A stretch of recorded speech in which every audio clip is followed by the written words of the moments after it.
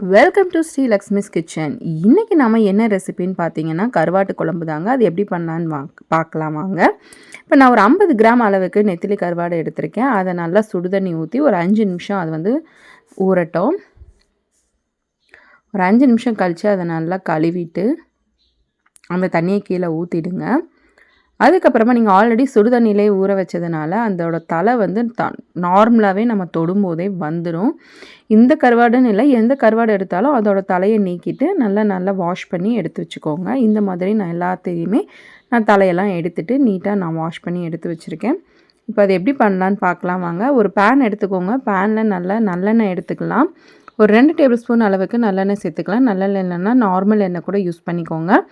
1/2 teaspoon ஜீரகம், 1/2 teaspoon வெந்தயம், 1/2 teaspoon அளவுக்கு கடுகு, உளுத்தம்பருப்பு, இது ரெண்டையுமே நம்ம சேர்த்துக்கலாம். அதுக்கப்புறமா ஒரு 4 பல் பூண்டை வந்து நான் இந்த மாதிரி தட்டி வச்சுருக்கேன். அதையும் இப்போ இதில் சேர்த்துடலாம்.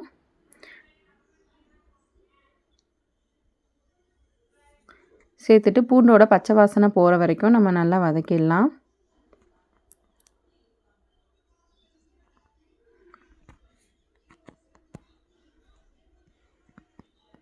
அடுத்து நான் சின்ன வெங்காயத்தை ஒரு 1/2 கப் எடுத்திருக்கேன். அதை இப்போ இதில் சேர்த்துடலாம். கொஞ்சம் கருவேப்பிலை சேர்த்துக்கோங்க. சேர்த்துட்டு நல்லா வெங்காயம் வதங்குற அளவுக்கு நல்லா வதக்கி விட்டுடலாம்.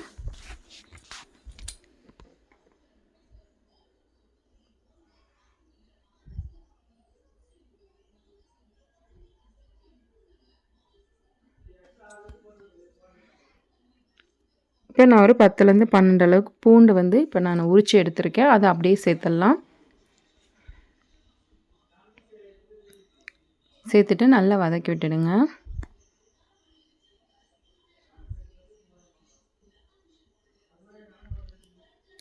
அடுத்து 2 தக்காளியை கட் பண்ணி சேர்த்துக்கலாம். இப்போது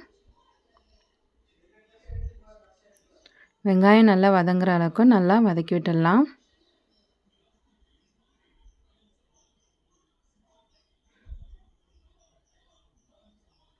அதுக்கப்புறமா நான் கொஞ்சமாக முருங்கைக்காய், கத்திரிக்காய், உருளைக்கிழங்கு, எனக்கு கொஞ்சம் பலாக்கொட்டை கிடச்சிது. அதனால் அதையும் இப்போ இதில் சேர்த்துக்கிறேன். உங்களுக்கு என்ன காய் விருப்பமோ அதை சேர்த்துக்கலாம். இல்லை காயே வேண்டாம் அப்படின்னாலும் இதை நார்மலாக வெறும் கருவாட்டு குழம்பு கூட நீங்கள் வச்சு செய்யலாம். இப்போ நான் இந்த எல்லா காய்கறியுமே நல்லா சேர்த்துட்டேன். நல்லா வதக்கி விட்டுடலாம். தேவைக்கேற்ப உப்பு சேர்த்துக்கலாம். ஆல்ரெடி கருவாடில் கொஞ்சம் உப்பு இருக்கும்.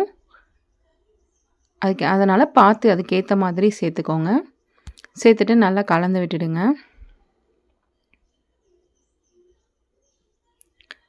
கலந்து விட்டுட்டு 1 டேபிள் ஸ்பூன் அளவுக்கு ரெட் சில்லி பவுடர்,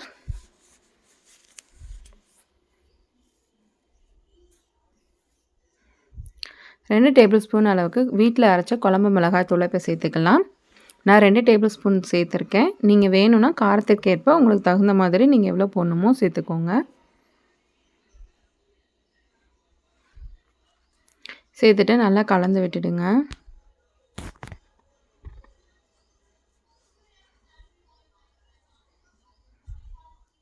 இப்போ காய் வேகிறதுக்கு தேவையான அளவுக்கு தண்ணி சேர்த்துக்கலாம்.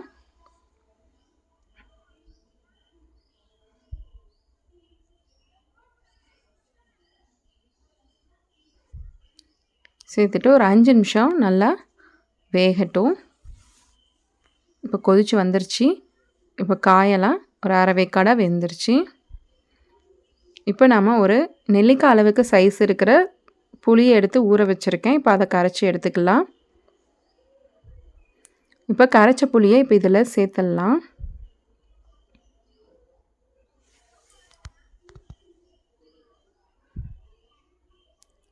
சேர்த்துட்டு நல்லா கலந்து விட்டுடுங்க.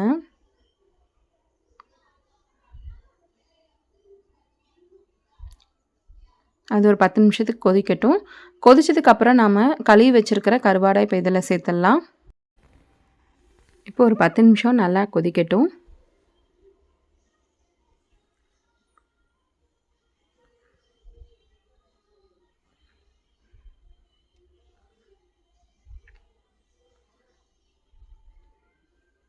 இப்போ நமக்கு காயும் குழம்பு எல்லாமே ரெடியாகி வந்துருச்சு. கருவாடும் வெந்து வந்துருச்சு.